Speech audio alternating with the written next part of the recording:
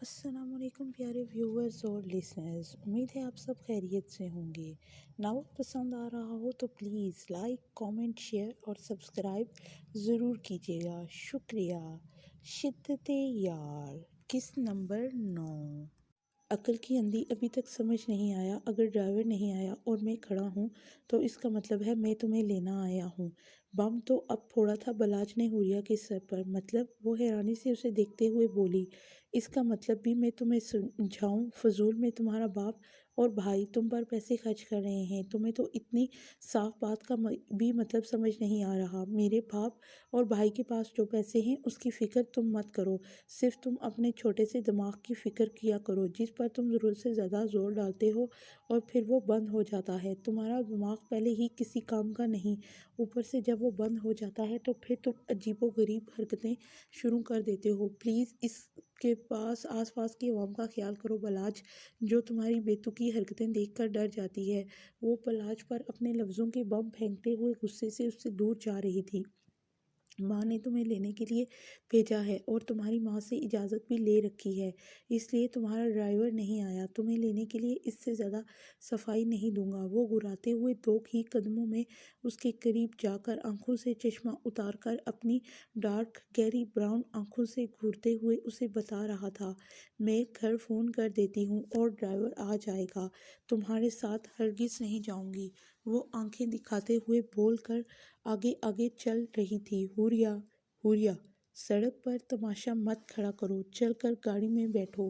مجھے تماشا کرنے کی کوئی ضرورت نہیں ہے، میں تمہیں 2 ٹوک جواب دے چکی ہوں، میں تمہارے ساتھ ہرگز نہیں جاؤں گی۔ حوریہ چلتے چلتے ساتھ میں اسے آنکھیں بھی دکھا رہی تھی۔ بلاج پر چڑھے غصے میں حوریہ بھول چکی تھی کہ وہ کیوں فضول میں چلتے ہوئے کالج سے دور جا رہی ہے۔ حالانکہ اگر وہ ڈرائیور کو فون کرتی تو یہاں پر آ جاتا، تو اپنے موبائل سے نمبر ڈائل کرتے ہوئے ڈرائیور کو بلانے لگی تھی کہ مقابل نے اس کے ہاتھ سے فون جھپٹ کر فون چھین لیا تھا۔ کیا بدتمیزی ہے، اپنی حد میں رہا کرو۔ تم یہ حد اور حدودیں مجھے مت سکھایا کرو، تمیز سے کہہ رہا ہوں، چل کر گاڑی میں بیٹھو، ورنہ اب کی باری موقع نہیں دوں گا کہ چل کر اپنے قدموں پر جاؤ۔ تم میرے ساتھ زور زبردستی نہیں کر سکتے۔ بلاج کی ڈارک براؤن گہری آنکھوں میں حوریہ نے غصے کی شدت دیکھی تو حوریہ کا دل اندر تک لرز گیا تھا۔ ڈر سے حوریہ کے لہجے میں کپکپاہٹ آئی تھی جس کو بلاج نے بخوبی نوٹ کیا تھا۔ بلاج چودھری کیا کیا کر سکتا ہے یہ تو حور جانی تم سوچ بھی نہیں سکتی۔ بلاج نے اپنی گھنی ڈارک براؤن مونچھوں کو تاؤ دیتے ہوئے اپنے لبوں پر طنزیہ مسکراہٹ سجائی تھی، تم ایسے آنکھیں دکھا کر مجھے ڈرا نہیں سکتے۔ پھپھو کی بات میں سن لوں گی شام میں، ڈرائیور بابا کے ساتھ آ کر، مگر میں تمہارے ساتھ نہیں جاؤں گی۔ اب کی بار حوریہ نے تھوڑے دبے لفظوں میں کہا تھا۔ حوریہ کی ملاقات جب کبھی بھی ہوئی تھی وہ گھر کی حدود میں ہوئی تھی، جس کی وجہ سے وہ حوریہ بلاج کی آنکھوں میں آنکھیں ڈال کر بات کر لیتی تھی، پھر چاہے وہ اس کی پھپھو کا گھر ہوتا یا اس کا اپنا، ہر وقت اسے اپنے ارد گرد اپنے پیاروں کے مضبوط رشتوں کے ہونے کا احساس رہتا تھا۔ مگر آج پہلی بار بلاج چودھری کا آمنا سامنا حوریہ سے گھر کے باہر ہوا تھا تو ایک انجانا سا خوف بھی تھا جو اس وقت حوریہ کو اپنے لپیٹے میں لے رہا تھا۔ لگتا ہے تمہیں تمیز اور پیار کی زبان سمجھ میں نہیں آتی۔ اس کی نازک سی ہتھیلی کو اپنے مضبوط ہاتھ میں تھام لیا تھا۔ دسمبر کی سردی میں چلتی ہوئی ٹھنڈی ہواؤں سے اس کا ہاتھ ٹھنڈا ہونا چاہیے تھا، مگر اس وقت بھی اس کا ہاتھ فل گرم تھا۔ پتہ نہیں یہ بندہ کیا چیز ہے۔ اس کے ہاتھوں کی گرمی کو محسوس کرتے ہوئے حوریہ کے دل میں ایک بات آئی تھی، جہاں حوریہ خود کو کور کیے ہوئے تھی مگر پھر بھی اس کا ہاتھ ٹھنڈا تھا۔ وہ اسے ہاتھ سے پکڑ کر اسے زبردستی اپنی گاڑی کی جانب لے کر جا رہا تھا۔ حوریہ نے ہاتھ کھینچنا چاہا تو بلاج نے اسے گھور کر دیکھا۔ مقابل کی آنکھوں میں اتنی دہشت اور سرخی تھی کہ حوریہ اس کے ساتھ ساتھ چلنے پر مجبور ہو گئی تھی۔ اپنی خوبصورت بڑی سی جیپ کا دروازہ کھول کر حوریہ کو آنکھوں کا اشارہ دیتے ہوئے اندر بیٹھنے کا کہا تھا۔ حوریہ غصے سے اندر بیٹھ گئی تھی کیونکہ اب ارد گرد کھڑے ہو کر لوگ کی آپس میں ہوتی بدمزگی کو دیکھنا شروع ہو گئے تھے۔ بلاج دروازے کو بند کرتا دوسری جانب سے ہو کر ڈرائیونگ سیٹ پر آ کر براجمان ہوا تھا، اسٹیئرنگ پر اپنی خوبصورت مردانہ ہاتھ جماتے ہوئے چہرہ گھما کر غصے سے تنے ہوئے حوریہ کے چہرے کو دیکھا تھا، جو غصے سے سڑک پر نظریں جمائے ہوئی تھی۔ چڑیا کی جتنی جان ہے تمہاری، اور پھڑپھڑاتی ایسی ہو جیسے جنگل کی شیرنی ہو، تمہیں تو ابھی میری اوقات کا اندازہ نہیں ہے۔ اگر قسم سے بلاج اپنی پر آ جائے تو تمہیں مسل کر رکھ دے گا۔ پتہ نہیں کس چیز کی اکڑ ہے تم میں۔ وہ اب بھی اپنے سخت جملوں سے باز نہیں آیا تھا۔ بلاج اپنی حد میں رہو۔ اگر میری چڑیا کی جتنی جان ہے تو تم میرے دونوں بھائی شیر ہیں، شیر جو میری حفاظت کرنا جانتے ہیں۔ اگر مجھے ایک خروچ بھی آئی تو وہ تمہیں چیر پھاڑ کر رکھ دیں گے۔ حوریہ کی آنکھوں میں اپنے بھائیوں کے لیے مضبوط محبت کی چمک دیکھ کر بلاج کا خون کھول اٹھا تھا۔ جب تم میری بیوی بن جاؤ گی تو پھر دیکھوں گا تمہارے بھائی میرا کیا اکھاڑ لیں گے۔ بلاج نے اس کے نازک سے مخملی ہاتھ کو زور سے اپنے ہاتھ میں دبایا تھا۔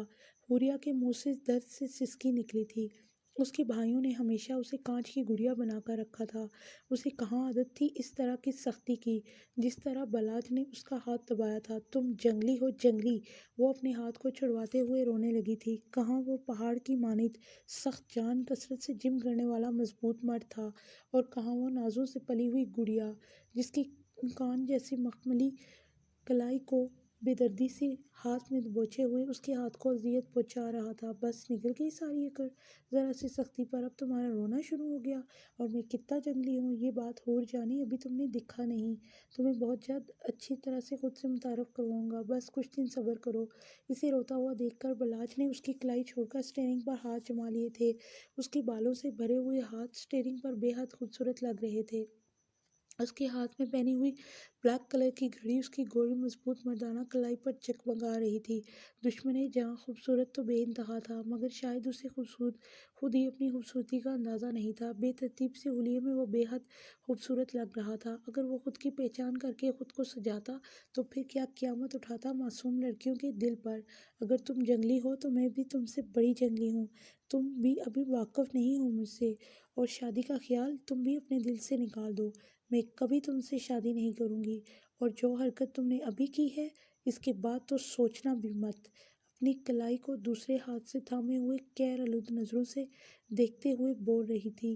بلاج نے اتنی سختی سے اس کے ہاتھ کو دبوچا تھا کہ ہاتھ پر بلاج کی سخت انگلیوں کے نشان اس کے مخملی ہاتھ اور کلائی پر واضح نظر آ رہے تھے۔ ہائے رے یہ ایٹیٹیوڈ ہی تو توڑنا ہے مجھے۔ حوریہ پر گہری نظر ڈالتے ہوئے وہ اس کی بے بسی پر مسکرایا تھا جو اس کے ساتھ بیٹھنے پر مجبور تھی۔ اور رہی بات شادی کی تو شادی تو تمہاری مجھ سے ہو کر رہے گی، تم چاہو یا نہ چاہو، اس سے کوئی فرق نہیں پڑتا۔ جیسے تمہارا رشتہ تمہاری پھپھو کو مجبور کر کے لے لیا ہے، ٹھیک اسی طرح تم سے نکاح بھی کروں گا اور رخصت کر کے اپنے ساتھ بھی لاؤں گا۔ دیکھتا ہوں اس کے بعد تم مجھے کتنی اکڑ دکھا سکتی ہو۔ اب تو میں تمہیں زیادہ موقع بھی نہیں دوں گا۔ دیکھنا تمہاری پھپھو کی ناک میں دم نہ کر دیا تو میرا نام بھی التمش بلاج چودھری نہیں۔ وہ اسٹیئرنگ کو گھماتے ہوئے اس پر نظریں جمائے ہوئے تھا۔ جنگلی انسان، سڑک پر گاڑی تیز کر چلاؤ۔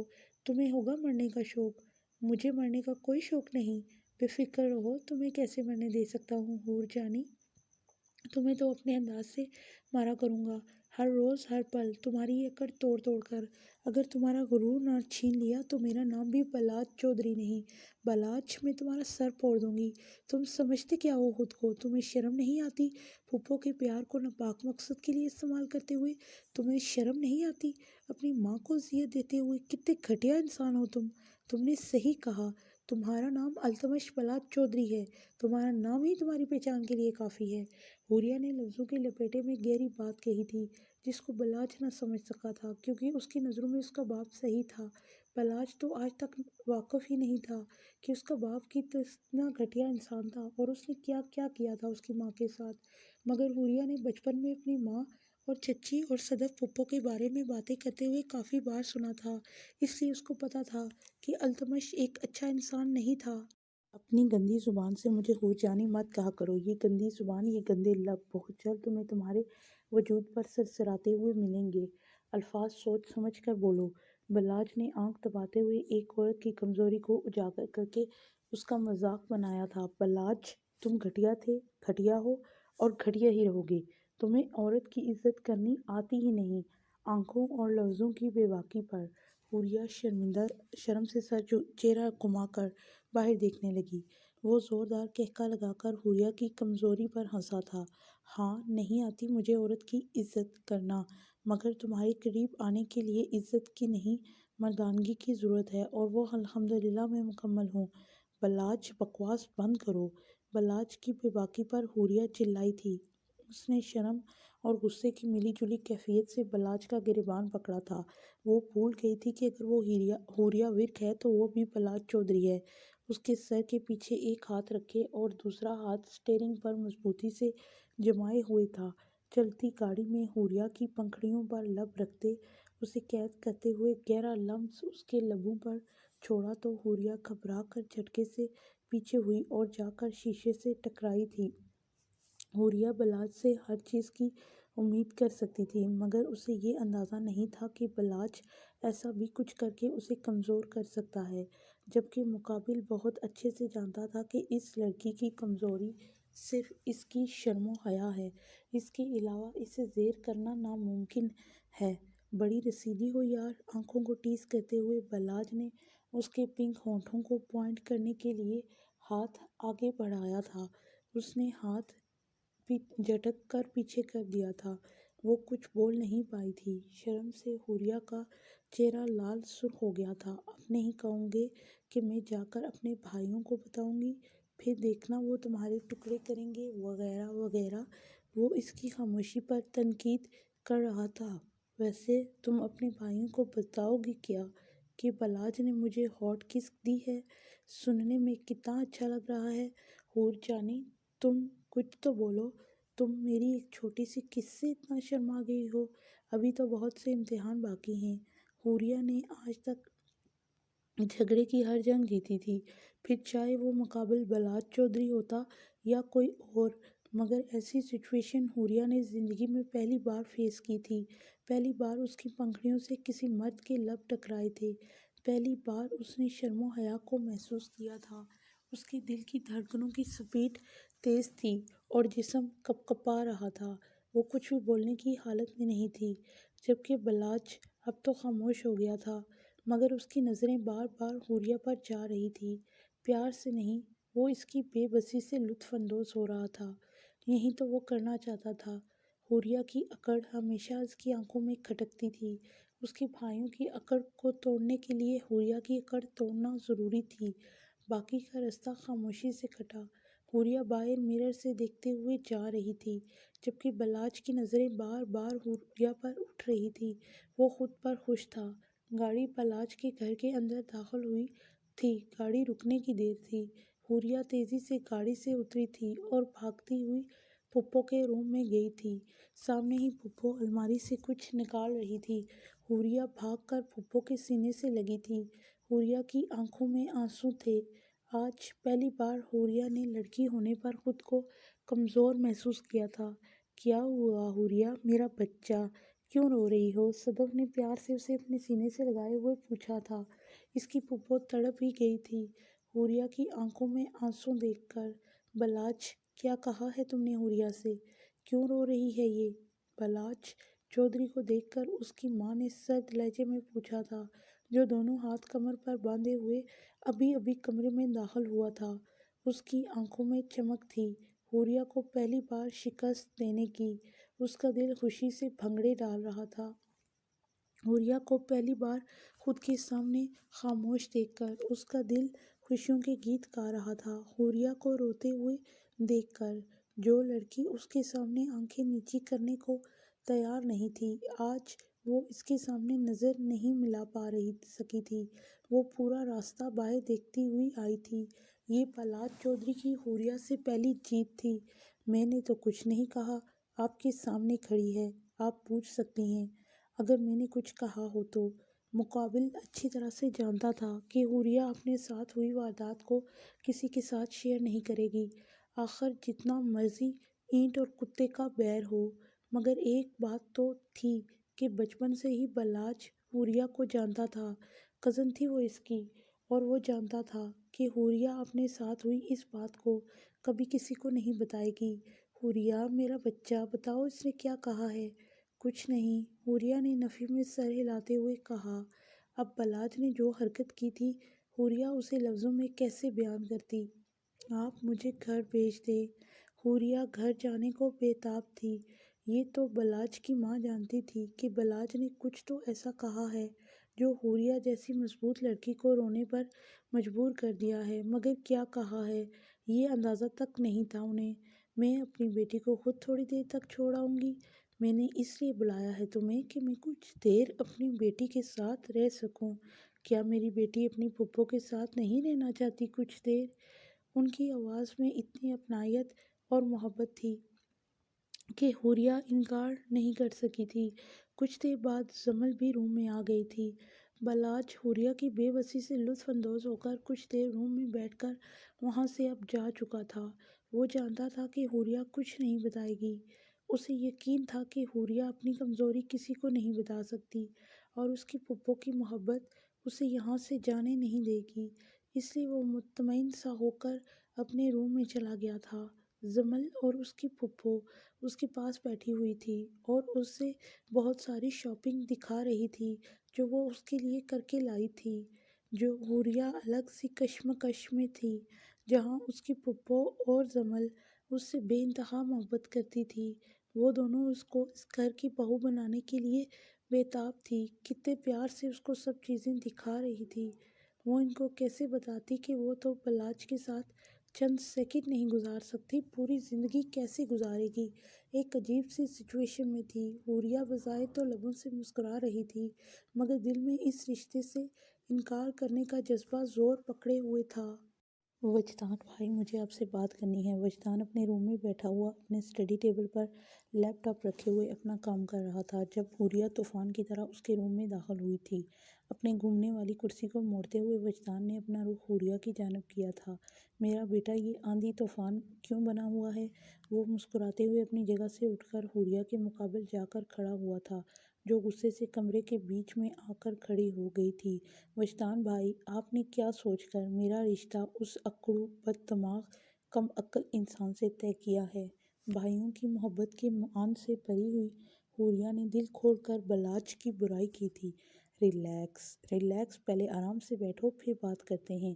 اتنے غصے میں وجدان نے اپنی بہن کو دیکھ کر اپنی بہن کے غصے کی نوعیت سمجھ میں آ رہی تھی۔ مجھے نہ بیٹھنا ہے نہ ریلیکس ہو کر بات کرنی ہے، بس آپ اس رشتے کو ختم کر دیں۔ پوری دنیا میں آپ کسی کے ساتھ بھی میرا رشتہ طے کر دیں، مگر مجھے وہ شخص زہر لگتا ہے، اور یہ بات آپ بھائی ہمیشہ سے جانتے تھے۔ تو پھر کیا آپ لوگ میرے صبر کا امتحان لے رہے ہو؟ وہ غصے سے بولتی چلی جا رہی تھی۔ وجدان نے اسے پیار سے کندھے پر ہاتھ رکھ کر کسی پیاری چھوٹی بیٹی کی طرح اسے صوفے پر بٹھایا تھا۔ سائڈ ٹیبل پر رکھے ہوئے جگ سے پانی لا کر اپنی بہن کے آگے کرتے ہوئے آنکھوں سے پینے کا اشارہ کیا۔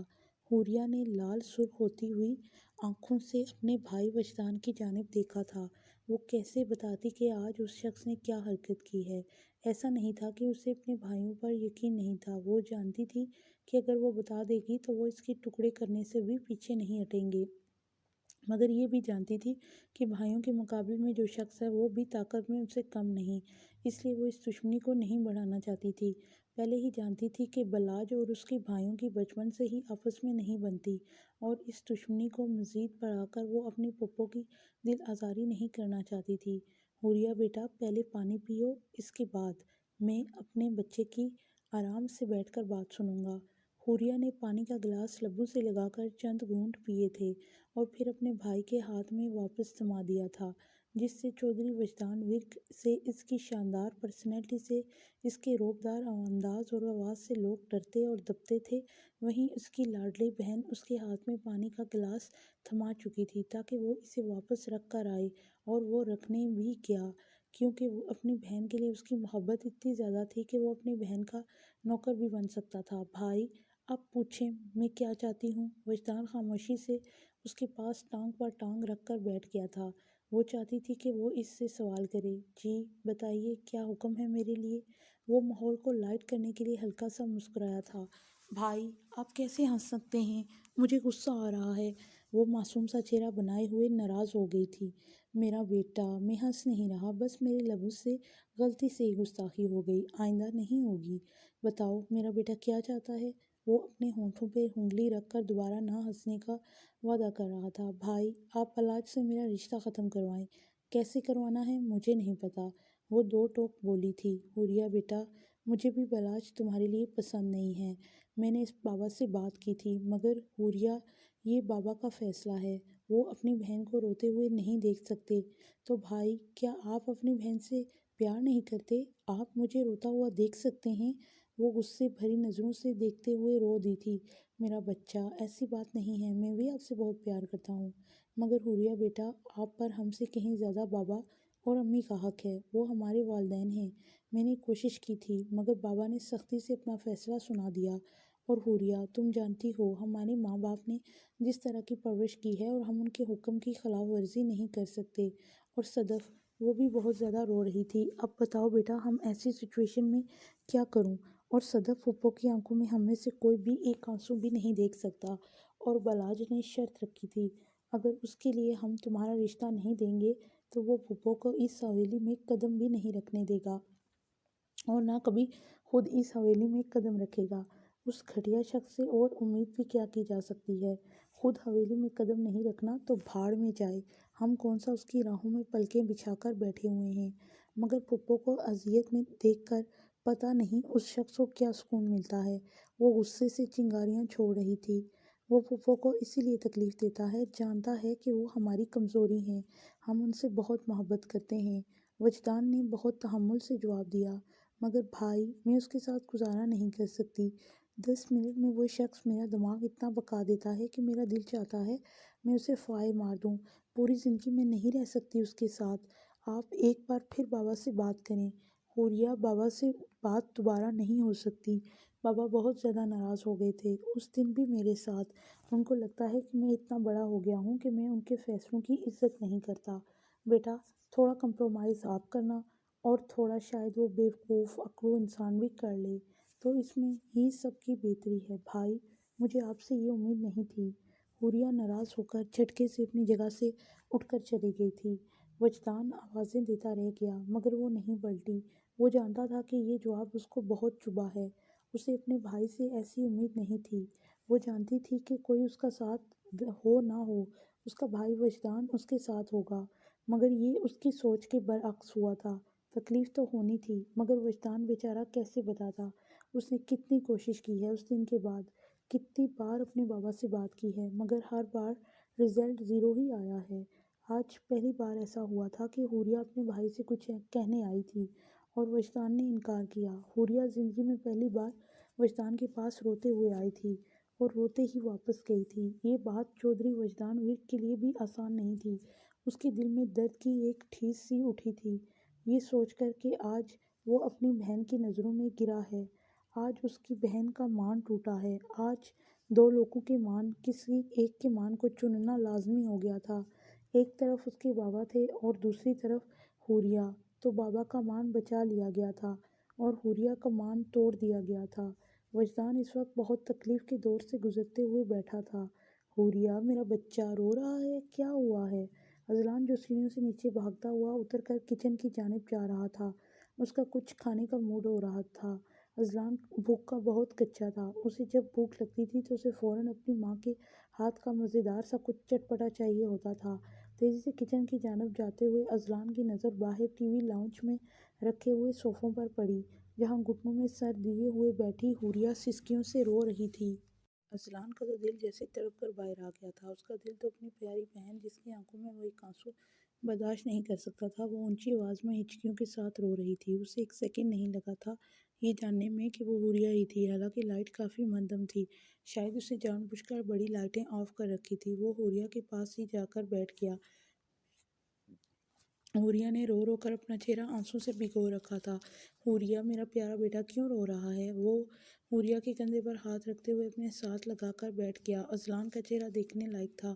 وہ اپنی بہن کی آنکھوں میں آنسو دیکھ کر کتنا بے چین ہو گیا تھا۔ کتنی پیاری ہوتی ہے یہ محبت جو ایک بھائی اور بہن کے بیچ میں ہوتی ہے۔ ایک طرف وجدان اپنے روم میں بیٹھا ہوا اپنی بہن کے لیے تڑپ رہا تھا۔ وجدان سخت اور کڑے فیصلے لینے والا انسان تھا۔ اس نے وہ فیصلہ لے لیا کیونکہ وہ اپنے بابا کے فیصلے کو رد نہیں کر سکتا تھا۔ دوسری طرف اذلان تھا، जो अपनी बहन को देखकर तड़प रहा था। मुझे आपसे कोई बात नहीं करनी, वो घुटनों से सर को उठाते हुए चीखी थी। क्यों बात नहीं करनी? पहले मेरा बच्चा, मुझे जुर्म तो बताओ, वो प्यार से बोला। क्या फ़ायदा बताने का? आप भी वजदान भाई की तरह इनकार कर देंगे।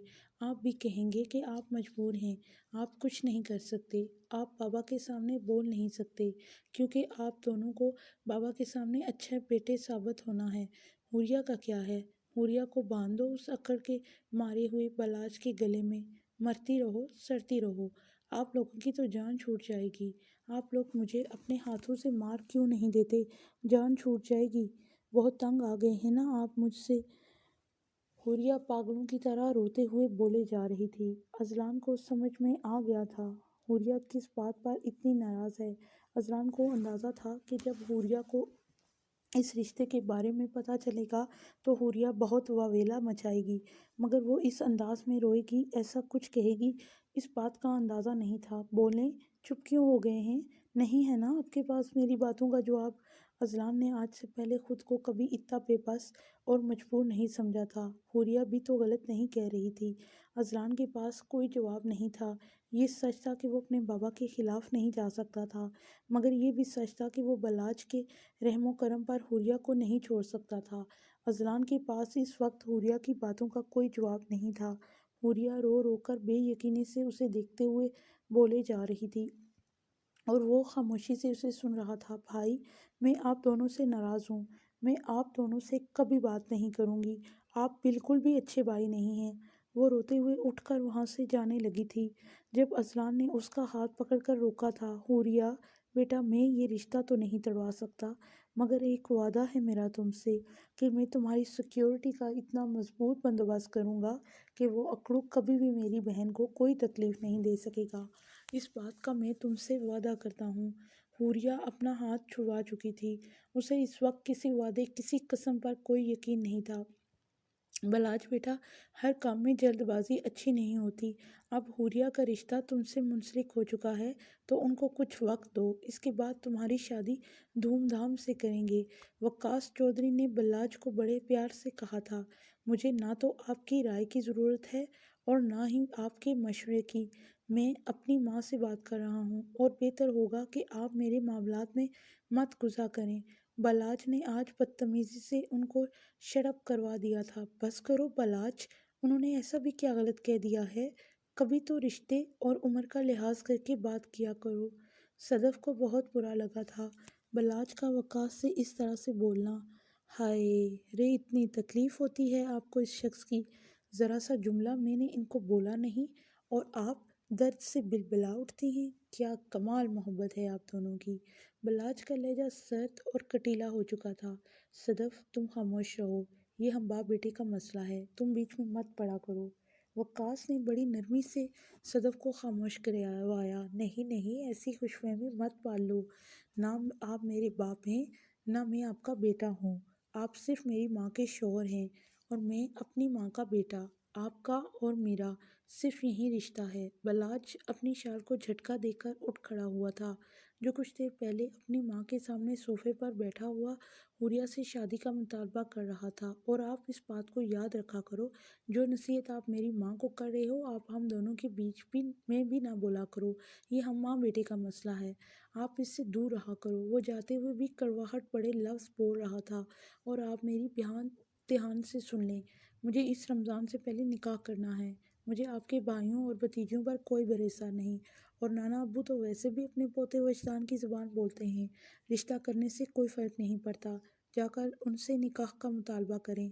ठीक है, रुखसती के लिए मैं 2-4 महीने रुक जाऊंगा, मगर निकाह का उनको जाकर बोल कर आएं। वो जाते हुए पलट कर उनको ताकीद कर रहा था। बलाज, रमज़ान में 2 दिन रह गए हैं, मैं उनसे जाकर इतनी जल्दी निकाह का कैसे कह सकती हूँ? निकाह में कोई साल नहीं लगते, बस 10 मिनट का काम है। बस कबूल है ही तो करवाना है। इसके बाद मुझे यकीन हो जाएगा कि अब आपके भाई इस रिश्ते से भाग नहीं सकते। बलाच एक बार फिर अपनी माँ को कड़ी सिचुएशन में डालकर जा चुका था। सदफ बैठे हुए रो रही थी। सदफ, खामोश हो जाओ जान, मैं हूँ ना तुम्हारे साथ।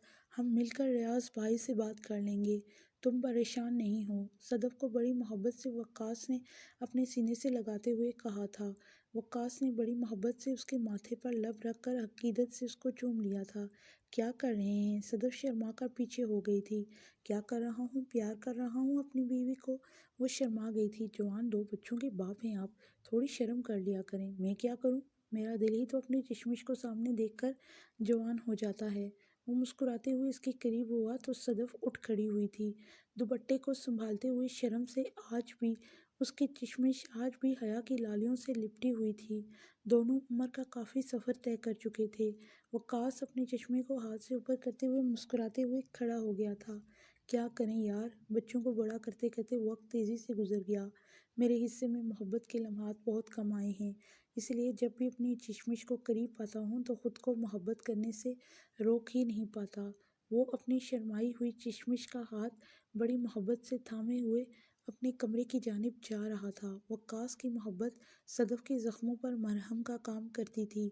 बल्लाज की हद से ज़्यादा बदतमीज़ियों पर आज तक वक्कास ने सदफ को भी सख्त जुमला नहीं कहा था, और ना ही उसने कभी बल्लाज से मुकाबलेबाजी की थी। पता नहीं बल्लाज को वक्कास की मोहब्बत नज़र क्यों नहीं आती थी। और दूसरा, वो बल्लाज को कुछ कहकर सदफ के दिल को तकलीफ़ नहीं पहुंचाना चाहता था। वो जानता था कि सदफ की बल्लाज में जान बसती है। क्या कर रहे हैं? रूम के अंदर आकर दरवाज़ा बंद करते हुए वक्कास सदफ के चेहरे पर झुकने लगा तो वो शर्माते हुए पीछे हो गई थी। ये वही सदफ थी जिससे ताशी ने रोन कर रख दिया था। वो खुद से नफरत करने लगी थी, मर्दों से नफरत करने लगी थी। मगर वक्कास की पाक और सच्ची मोहब्बत ने सदफ को दोबारा रंगों से रोशनास करवाया। आज ये वो सदफ लगती ही नहीं थी जो कल किसी मर्द के हाथों तजलील का शिकार हुई थी, क्योंकि वकास ने उसे इस कदर मोहब्बत और इज़्ज़त दी थी कि माजी की पुरानी और तल्ख यादें मिट चुकी थी। आज सिर्फ वकास की मोहब्बत के ही रंग सदफ पर नजर आते थे। क्या यार, कहीं पर लिखा हुआ है कि जब शोहर और बीवी की औलाद जवान हो जाए तो उनके बीच का रिश्ता ख़त्म हो जाता है? वो मुस्कुराते हुए कहकर ज़बरदस्ती उसके चेहरे पर झुका और झुकता ही चला गया था। अक्सर जब वकास कुछ दिन मुल्क से बाहर गुजार कर आता था तो वो ऐसे ही सदफ के लिए बेचैन होकर उस पर अपनी बेचैनियाँ जाहिर करता था।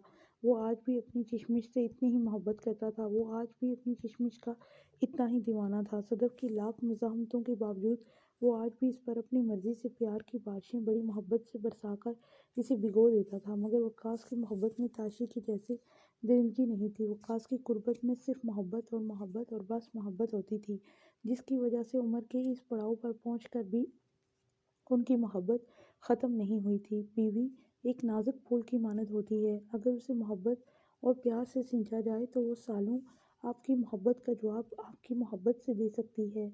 जैसे इस वक्त सदफ अपने वक्कास की हिरासत में बड़ी मोहब्बत से कैद होकर उसके कंधों पर हाथ रख के खड़ी थी, जबकि वो इस पर चेहरा झुकाए हुए था।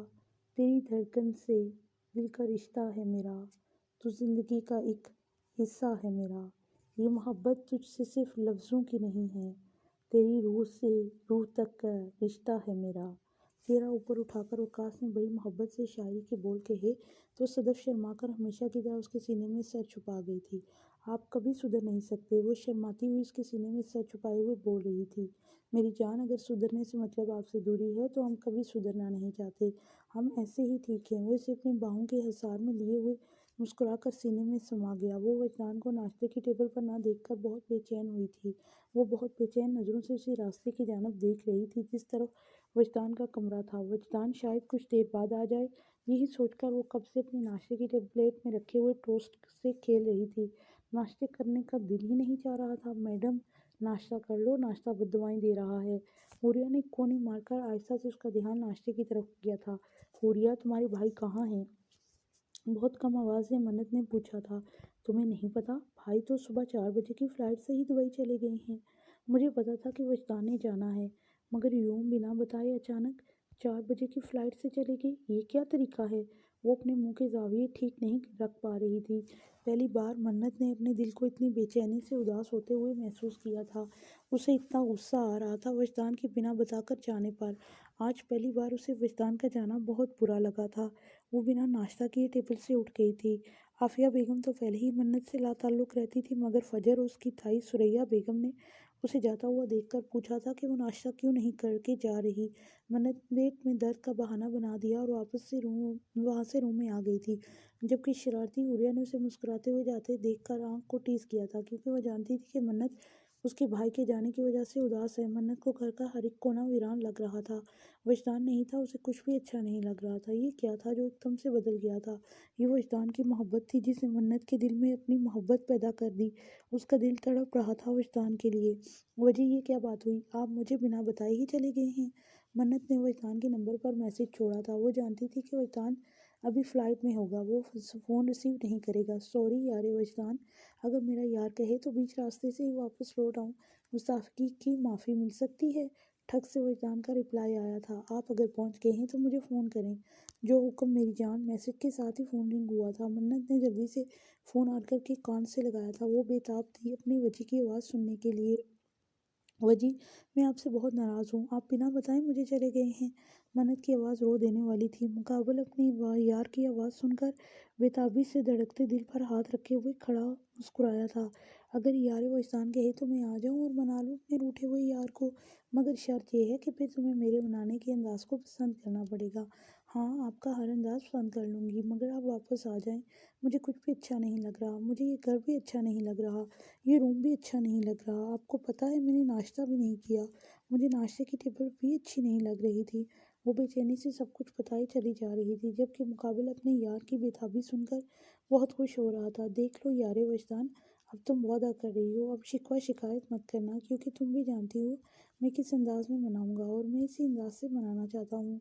लहजा फ़ोन पर भी जज्बों से चूर और आवाज़ में भारीपन उसकी आवाज़ को और खूबसूरत बना रहा था। वजदान के जज्बातों से मन्नत नावाकिफ़ नहीं थी, मगर वो जानती थी कि वजदान यहाँ पर नहीं है, इसलिए उसकी बातों को ज़्यादा सीरियस नहीं ले रही थी। उसका दिल तो वजदान को अपने सामने देखना चाहता था, इसके लिए वो कोई भी कीमत चुकाने को तैयार थी। चले आएँ, जल्दी करें और आकर मुझे मनाएं। वो अपने दिल की बात को ज़ुबान तक ले आई थी। कुर्बान जाऊँ अपने यार पर, दुबई में बैठा हुआ हूँ, मेरी जान, आने के लिए टाइम लगता है, ज़रूरी काम है निपटा लूँ, उसके बाद आकर तुम्हें मना लूँगा, पक्का वादा है मेरा। वजदान शरारती लबों से बोल रहा था, मुझे नहीं पता, अभी आएँ और मनाएं मुझे। मैं बहुत ज़्यादा नाराज़ हूँ आपसे। निकाह के बाद आप पहली बार मुल्क से बाहर गए हैं, आपको मुझसे मिलकर जाना चाहिए था ना। वैसे तो आप मोहब्बत के बड़े बड़े दावे करते हैं। आज मन्नत भी दिल खोल कर अपने जज्बातों को उस पर अयां कर रही थी। वैसे तो वो दबे घुटे लफ्ज़ों में बोला करती थी, मगर मुकाबिल की समाहत से जो लफ्ज़ टकरा कर तशरीह कर रहे थे, मुकाबिल उसका महफूम समझते हुए बेताब था अपने यार के पास आने को। वो कैसे समझाता अपनी छल्ली बीवी को, जो खुद इतना बेताब है उसकी गुर्बत के लिए। वजी, मैं आपसे तब तक नाराज़ रहूँगी जब तक आप वापस आकर मुझे मनाते नहीं हैं। आज मन्नत ने बड़े हक से नाराज़ होकर ठग से फ़ोन बंद कर दिया था। उसे पता था कि अब वजदान जल्दी से काम निपटा कर वापस आएगा। वो ज़्यादा दिन तक वजदान से दूरी बर्दाश्त नहीं कर सकती थी। अभी अभी तो उसने अपनी मोहब्बत के रंग देखे थे। उसने वजदान की आंखों में देख कर ही जाना था कि वो कितनी खूबसूरत है।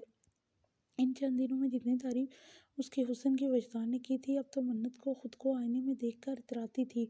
2 दिन के बाद रमज़ान शुरू होने वाला था। मन्नत फ़ोन बंद करके साइड पर रखते हुए बहुत उदास होकर आंखों पर हाथ रखे हुए लेट गई थी। बेड पर लेटते हुए कब उसे नींद ने अपनी आगोश में ले लिया, उसे पता ही नहीं चला था।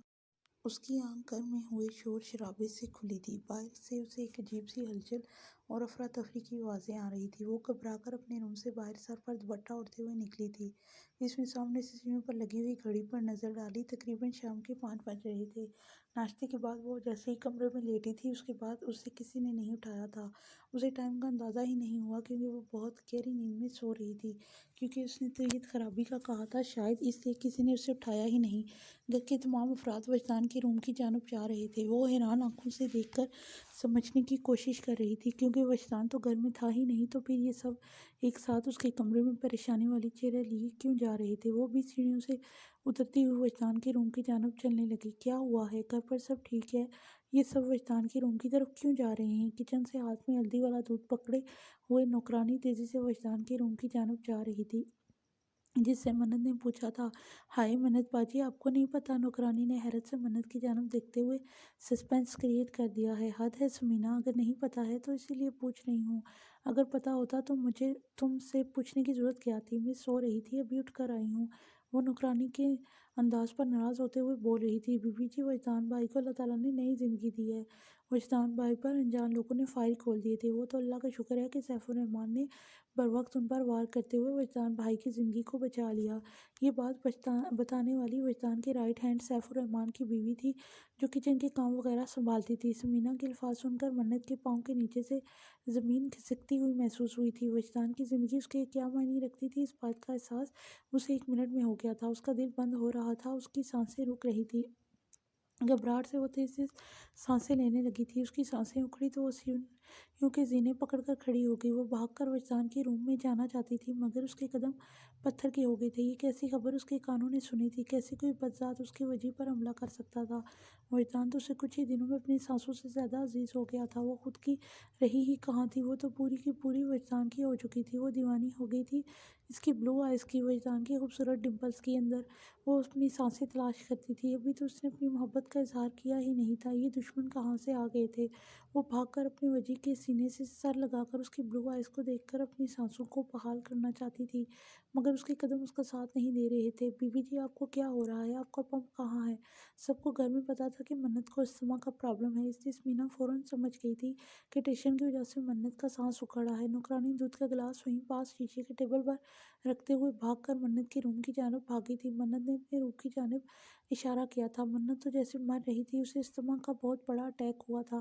نوکرانی روم سے اس کا پمپ لیتے ہوئے بھاگ کر سیڑھیاں اتر رہی تھی، اور اگر کچھ دیر اور نہ ہوتی تو منت کو لگ رہا تھا اس کا آخری وقت آ چکا ہے۔ پتہ نہیں یہ خبر روم میں لیٹے ہوئے وجدان کے کانوں تک کیسے پہنچی تھی۔ منت کے سر پر ہاتھ رکھے ہوئے دوسرے ہاتھ سے سمینا اس کے منہ کے اندر پمپ رکھ کر اس کے اندر دوائی ڈال رہی تھی۔ وجدان، رک جاؤ، تمہاری طبیعت ابھی ٹھیک نہیں ہے، اپنی حالت دیکھو، پاگل لڑکی۔ ثریا بیگم اپنے بیٹے کو پیچھے سے آوازیں دیتے آ رہی تھی، اور وجدان کے پیچھے گھر والوں کی پوری فوج آ رہی تھی۔ وجدان تقریباً تیز قدموں سے بھاگتا ہوا منت کے پاس پہنچا تھا۔ وجدان نے سمینا کے ہاتھ سے منت کا پمپ پکڑتے ہوئے خود اس کے سامنے بیٹھ گیا۔ وجدان نے اپنا بھاری ہاتھ اس کے سر کے پیچھے رکھ کر اسے خود سے سہارا دے رکھا تھا۔ منت کو سانسوں کے لیے یوں تڑپتے ترستے دیکھ کر وجدان پل پل اپنے دل کو بند ہوتے ہوئے محسوس کر رہا تھا۔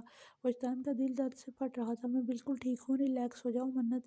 منت اپنے منہ سے پمپ نکالنے کی کوشش کر رہی تھی۔ اس کی آنکھوں میں جو سوال تھا، وجدان نے بخوبی سمجھتے ہوئے اس کا جواب دے چکا تھا۔ وجدان کے ہاتھ پر لگی ہوئی پٹی، جس کے اوپر خون کی بوندیں اپنی نمودار ہو رہی تھی، ان کو دیکھ کر منت کی جان نکل رہی تھی، مگر وجدان نے نفی میں سر ہلاتے ہوئے اس کے منہ سے پمپ نکالنے کو منع کر رکھا تھا۔ اس کے ارد گرد گھر کے تمام افراد کھڑے تھے۔ داجی اپنی پوتی کو بچپن سے اس تکلیف میں دیکھ کر بہت افسردہ ہو جاتے تھے۔ آج بھی صلاح الدین ورک اپنی پوتی کو سانسوں کے لیے تڑپتے دیکھ کر پریشان کھڑا تھا۔ سیڑھی پر منت کے پاس بیٹھتے ہوئے آصف ورک اپنی بیٹی کے سر پر پیار سے ہاتھ پھیر رہے تھے۔ فجر بے چین ہو کر زینے پکڑ کر کھڑی ہوئی تھی، کیونکہ آگے بڑھنے کی جگہ نہیں تھی۔ گھر کے باقی افراد بھی وہیں پر موجود تھے۔ سب کے چہروں پر پریشانی موجود تھی، کیونکہ آج منت کو استھما کا بہت بڑا اٹیک ہوا تھا۔ ابھی تک اس کی سانس ٹھیک نہیں تھا۔ صرف ایک شخص تھا جو کافی دوری پر کھڑا تھا، اس کے چہرے پر پریشانی کے کوئی تاثرات نہیں تھے۔ وہ تھی منت کی ماں۔ بس میرا بچہ، ابھی سب ٹھیک ہو جائے گا۔ آصف ورک اپنی بیٹی کے سر پر ہاتھ رکھتے ہوئے محبت سے اسے اپنے ساتھ لگائے ہوئے تھے۔ عافیہ آگے یوسف کو یوں لاپرواہی سے عافیہ کو دور کھڑے رہنا بہت ناگوار گزرا تھا۔ آج پہلی بار آصف نے سب کے سامنے سرد لہجے میں اسے اپنے پاس بلایا تھا، کیونکہ منت کی نظر بار بار اپنی ماں کو دیکھ رہی تھی، جو لاپرواہی سے دور کھڑی ہوئی تھی، جیسے منت سے اس کا کوئی رشتہ ہی نہ ہو۔ وہ پاس تو آ گئی تھی، مگر ابھی اس کے چہرے پر دکھ کے کوئی تاثرات نہیں تھے۔ چچی جان بیٹھ جائیں، بیٹی ہے آپ کی۔ وجدان نے آج پہلی بار اپنی چچی کے رویے پر رد عمل ظاہر کیا تھا۔ جانتی ہوں بیٹی ہے، مگر اتنی ہی منحوس ہے، جو ہمیشہ سب کے لیے ٹینشن کا ماحول بنا دیتی ہے۔ آپ سب کو قریب ہو کر تمہاری فکر کرنی چاہیے تھی، مگر یہ سارا خاندان یہاں پر اکٹھا کر کے بیٹھی ہے۔ عافیہ بیگم نے ہمیشہ کی طرح منہ کھولتے ہی منت کے لیے زہر اگلا تھا۔ چچی پلیز، آج کے بعد کبھی بھی میری بیوی کے لیے اس طرح کا لفظ استعمال مت کرنا۔ میں آپ کی بہت عزت کرتا ہوں، میرے لیے آپ اتنی ہی احترام کی قابل ہیں جتنی کہ میری امی جان، مگر میں منت کے لیے ایسے جملے دوبارہ برداشت نہیں کروں گا۔ آج وجدان کے صبر کے بند ٹوٹ گئے تھے۔ وہ چچی کو ہمیشہ منت کے ساتھ ایسا رویہ اختیار کرتے دیکھتا تھا، مگر آج منت اتنی تکلیف میں تھی، اس کے باوجود عافیہ بیگم ایسے الفاظ وجدان کے دل میں نشتر کی طرح چبھے تھے۔ وہاں پر کھڑے ہر شخص کو عافیہ کے الفاظ بہت برے لگے تھے۔ عافیہ، کبھی سوچ سمجھ کر بھی بول دیا کرو، یہ بیٹی ہے ہماری، اس وقت وہ کتنی تکلیف میں ہے۔ آصف نے غصے سے عافیہ کی جانب دیکھا تھا۔ بچپن سے منت نے جوانی کا سفر طے کر لیا تھا، مگر عافیہ کا رویہ منت سے نہیں بدل سکا تھا۔ وہ کل بھی منت سے اتنی نفرت کرتی تھی، اور آج بھی منت سے اتنی نفرت کرتی تھی، مگر وہ یہ نفرت کیوں کرتی تھی، اس سوال को सोच सोच कर थक चुके थे। नहीं है ये मेरी बेटी, मैं नहीं मानती इसे अपनी बेटी। ये मेरी ज़िंदगी में आई ही क्यों? एक अज़ाब बनकर हमेशा मुझे सबके सामने ज़लील करवाती है। नफ़रत है मुझे इससे, शदीद नफ़रत। आफ़िया ने ऐसे जुमले सबके सामने कभी नहीं बोले थे, मगर आज वजदान और आसिफ का बैक वक़्त उसकी हमदर्दी में बोलना आफ़िया बेगम को तैश दिला गया था। आफ़िया बहू, बस कर दो, यहाँ पर मैं भी खड़ा हूँ। तुम इतनी सख्त ज़ुबान और बदमिजाज कब हो गई आफ़िया? चौधरी सलाउद्दीन विर्क ने रोबदार आवाज़ से आफ़िया की जानब देखते हुए कहा था। उसने अपनी बहू को कभी इस अंदाज में बात करते हुए नहीं देखा था। वो मन्नत से प्यार नहीं करती थी, हमेशा दूर दूर रहती थी, ये बात सब जानते थे, मगर आज आफ़िया के अल्फाज बहुत गलत थे, जिसकी वजह से सलाउद्दीन विर्क भी हैरान होकर बोल पड़ा था। माफ़ कर दीजिए, मैं आपके सामने ऊंची आवाज़ में बोल पड़ी। मैं इस बात पर शर्मिंदा हूँ, मगर इस लड़की से मुझे मोहब्बत करने के लिए आप ज़बरदस्ती मुझे कायल नहीं कर सकते। वो नज़रें झुकाए हुए बोल रही थी। चची जान, आपको कोई मजबूर नहीं करेगा कि आप मोहब्बत करें मन्नत से, मगर आप मन्नत को ऐसे अल्फाज नहीं बोला करेंगे जिससे इसकी दिल आज़ारी हो। मन्नत का सांस अब पहले से बेहतर होने लगा था, मगर घर में जो माहौल बन गया था, मन्नत उसे देखकर घबरा गई थी। उसने कब सोचा था ऐसा कुछ हो जाएगा। वजदान उसके पास खड़े होते हुए अपनी चची जान से मुखातिब था। मैं इस बात का वादा नहीं कर सकती कि मैं इस मोहतरमा की दिल आज़ारी नहीं करूँगी। चची जान, क्यों? आप मन्नत की इतनी बड़ी दुश्मन बनकर रहती हैं? क्या बैर है आपका मन्नत के साथ? क्या बिगाड़ा है मन्नत ने आपका? आप इसे माफ़ नहीं कर सकती? अल्फाजों को नरमी से बोलते हुए वजदान ने वजाहत चाही थी। सकी बेटी है या आपकी, और आप इससे इतनी नफरत करती हैं? आज वजदान भी सबको पीछे करके अपनी मन्नत के दिफा के लिए खुद खड़ा था। नहीं है ये मेरी बेटी, और ना ही मैं इसे अपनी बेटी समझती हूँ। आफिया भी आज अपनी बात से पीछे हटने वाली नहीं थी। इतने सालों में आज पहली बार वजदान घर के किसी बड़े के आमने सामने ऊंची आवाज़ में बात कर रहा था। आज से पहले घर में ऐसा माहौल कभी बना ही नहीं था। इसे घर के छोटे बड़े सब परेशान थे। तो ठीक है, आज के बाद मैं अपनी बीवी की तजलील बर्दाश्त नहीं करूँगा। प्लीज़ ताजी, मेरी बीवी को मेरे साथ रुखसत कर दीजिए, और प्लीज़ किसी रस्म और रिवाज का इस वक्त मुझसे मुतालबा मत कीजिएगा। वजदान ने अपने दादी के सामने अपना फ़ैसला रख दिया था। अब घर के शहज़ादे वजदान का फ़ैसला था, तो वजदान की दादी कैसे टाल सकते थे? मन्नत तो घबराई हुई बैठी थी, उसका वजूद कांप रहा था। चंद लम्हों में घर का माहौल क्या से क्या हो गया था। ठीक है, मुझे भी यही मुनासिब लगता है। आसिफ, आफिया, तैयारी करो अपनी बेटी की रुखसती की। दादी ने रुबदार आवाज़ में आसिफ और आफिया को कहा था। तैयारी क्या करनी है वजदान की? इस वक्त जो हालत है, ऐसे में इस नवाबजादी को दुल्हन का लिबास पहनाकर रुखसत करने से तो रहे। हमारी तरफ से इजाज़त है, ले जाएं इस मुसीबत को रुखसत करके अपने पास। आफिया बेगम ने जाते हुए भी मन्नत का दिल तोड़ना मुनासिब समझा था। हो जाएगी, ये ऐसे ही दुल्हन बनकर ही जाएगी। मुझे गोली लगी है, मरा नहीं हूँ मैं, जो ये दुल्हन नहीं बन सकती। वजदान आज बहुत गुस्से में था। वजदान का ऐसा रूप आज से पहले घर वालों ने कभी नहीं देखा था। वो शख्स जो हमेशा नीची आवाज़ में घर के बड़ों से बात करता था, जो हमेशा से खामोश तबीयत का मालिक था, आज वो हर बात का हर्फ बहर्फ सख्ती और ऊंची आवाज़ से जवाब दे रहा था। चाचा जान, प्लीज़ इजाज़त दीजिए, मन्नत को मेरे साथ रुखसत करें। मैं अपनी बीवी की इज़्ज़त और आबरू की हिफाजत खुद कर लूँगा। वजदान ने अपना रुख चचा जान की जानब करते हुए इजाज़त मांगी थी। बेटा, मेरी तरफ से इजाज़त है, बस मेरी बेटी को हमेशा खुश रखना, मुझे तुम पर पूरा यकीन है। ये कहते हुए आसिफ विर्क की आंखों में आंसू आ गए थे। आसिफ विर्क अपनी बेटी मन्नत से बहुत प्यार करता था। उसे कहाँ मंजूर था कि उसकी प्यारी बेटी इस तरह रुखसत हो, मगर इस वक्त जो हालात बन गए थे, आसिफ को भी यही मुनासिब लग रहा था। पास खड़ी फजर और हुरिया भी रोए जा रही थी। प्लीज़ बाबा, सब लोग चुप कर जाएं, कोई बात नहीं। अगर अम्मी ने मुझे डांट लिया, वो मेरी माँ है। मेरी मन्नत बड़ी हिम्मत करके खड़ी होती हुई बोली थी। नहीं बेटा, वजदान ने बिल्कुल सही फैसला लिया है। हुरिया, फजर, तुम दोनों मन्नत को तैयार करो, और सरैया भाभी, आप प्लीज़ जिस चीज़ की भी ज़रूरत है बच्चियों को मंगवा कर दें। आसिफ चौधरी नम आंखों के साथ फैसला सुनाते जा चुका था। आफिया बिना अपनी गलती माने वहां से जाकर अपने रूम में बंद हो चुकी थी। घर में एक अजीब सा माहौल बन चुका था। मन्नत ऐसा नहीं चाहती थी, मगर मन्नत की यहाँ पर कौन सुन रहा था? वजदान ने अपना फैसला सुनाया, दादी ने अपना फैसला सुनाया, और उसके बाबा ने अपना फैसला सुना दिया। मन्नत तो कहीं पर भी नहीं थी। मन्नत से तो किसी ने उसकी राय पूछी ही नहीं थी। वो रो रही थी। वजदान अपने रूम में जा चुका था। उसके ज़ख्म अभी भी ताज़ा था, और कुछ देर पहले ही उसकी ड्रेसिंग हुई थी। इसे आराम की ज़रूरत थी। बेशक ज़ख्म ज़्यादा गहरा नहीं था, मगर ज़ख्म तो ज़ख्म होता है। इसलिए दादी ने उसे सख्ती से रूम में जाने को कहा था। अगले आधे घंटे में दादी कह चुके थे कि मन्नत को रुखसत करके वजदान के रूम में भेज दिया जाएगा। फजर और हुरिया की जिम्मेदारी लगा दी गई थी कि वो मन्नत को तैयार करें। मन्नत को रूम में ले जाकर तैयार किया जा रहा था। वो रोई जा रही थी। हुरिया और फजर के लाख चुप करवाने पर भी वो चुप नहीं हो रही थी। इसी वक्त فجر کے نمبر پر وجدان کا فون آیا تھا۔ اس نے پوچھا تھا کہ منت رو رہی ہے۔ اسے یقین تھا کہ منت یہی کام کر رہی ہوگی اور فجر نے ہاں میں جواب دیا تھا۔ اس نے منت سے بات کرنی چاہی تھی۔ منت، اگر اب تمہاری آنکھ سے ایک آنسو بھی نکلا تو مجھ سے برا کوئی نہیں ہوگا۔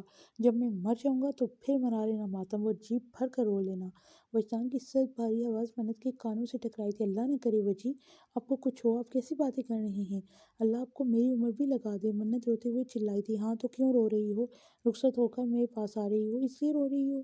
آپ ساری حقیقت جانتے ہیں، پھر بھی آپ ایسا بول رہے ہیں۔ منت آنسو سے بھیگتی آواز سے شکوہ گو تھی۔ سب جانتا ہوں، اسی لیے تو بول رہا ہوں کہ رونا بند کرو۔ جب چچی کو تمہارے لیے کوئی جذبات فیل ہی نہیں ہوتے تو تم کیوں پاگل بنی ہوئی ہو؟ منت، اگر میری بات کی ذرا سی بھی اہمیت ہے تو اب تمہاری آنکھوں سے آنسو نہیں نکلنے چاہیے۔ تیار ہو کر خوشی خوشی میری زندگی میں قدم رکھو، باقی سب میں دیکھ لوں گا۔ وجدان منت کو حکم دے کر فون بند کر چکا تھا۔ زبردستی منت نے اپنی ہچکیاں روک لی تھی، مگر اپنے دل کے درد کا کیا کرتی جو درد سے پھٹا جا رہا تھا۔ منت ریڈ کلر کی کمدار لہنگے میں بہت خوبصورت لگ رہی تھی۔ منت کے گورے رنگ پر کوئی زیادہ محنت نہیں کرنی پڑی تھی۔ فجر اور حوریہ نے مل کر اسے بہت خوبصورت تیار کیا تھا۔ منت کا لہنگا اس کی ساس نے آدھے گھنٹے میں ہی ارینج کر لیا تھا، کیونکہ اس کے بیٹے نے یہ مطالبہ کیا تھا کہ اس کی دلہن کو پورے دلہن کے لباس میں اس کے روم میں داخل ہو۔ وجدان کی بات ہو تو اس کی ماں کیسے ٹال سکتی تھی؟ آدھے گھنٹے میں ہر چیز کا انتظام ہو گیا تھا۔ لہنگے سے لے کر جیولری تک ہر چیز اعلیٰ اور مہنگی اور ارجنٹ منگوائی گئی تھی، یہاں تک کہ اسٹیکر سے مہندی کے ڈیزائن بھی اس کے ہاتھ پر بنا دیے گئے تھے۔ اب وہ دلہن بن کر تیار بیٹھی ہوئی تھی۔ اس کے باپ نے اس کے سر پر پیار دیتے ہوئے اسے اپنے سینے سے لگایا تو منت پھوٹ پھوٹ کر ایک بار پھر سے رونے لگی تھی۔ آصف نے اس کے سر پر بوسہ دیتے ہوئے اسے چپ کروایا تھا اور تسلی دی تھی کہ وجدان کا فیصلہ بالکل صحیح ہے۔ فجر خود بھی رو رہی تھی، مگر اپنی بہن کو دلاسا دیتے ہوئے چپ کروا رہی تھی، اور یہی حالت حوریہ کی بھی تھی۔ حوریہ، منت، فجر کا رشتہ سکی بہنوں کے جیسا تھا۔ اس وقت یہاں پر حوریہ یہ بالکل بھی نہیں سوچ رہی تھی کہ منت اس کی بھابھی بن رہی ہے۔ اس وقت منت کی بہن بن کر معاذ کو تکلیف ہو رہی تھی۔ منت کی اس طرح رخصتی کرتے ہوئے اس کے سر پر داجی پیار دیتے ہوئے اسے خوش رہنے کی دعائیں دی۔ عافیہ نہیں آئی، اپنے کمرے سے باہر نکلی۔ اذان نے بھائیوں کی طرح اس کے سر پر ہاتھ رکھا تھا۔ اذلان نے ہمیشہ منت اور فجر کو اپنی سکی بہنیں ہی سمجھا تھا۔ اذلان کے لیے حوریہ، فجر اور منت میں کوئی فرق نہیں تھا۔ ہر آنکھ اس وقت اشک بار تھی۔ حالانکہ اذلان اور حوریہ اور ثریا بیگم کو تو خوش ہونا چاہیے تھا کہ یہ ان کی بھابھی اور بہو بن کر ان کے ساتھ ہی نئے رشتے میں بندھ رہی ہے، مگر یہاں پر منت کے ساتھ ہوئے رویے پر سب افسردہ تھے۔ منت کو وجدان کے روم میں لے جایا جا رہا تھا۔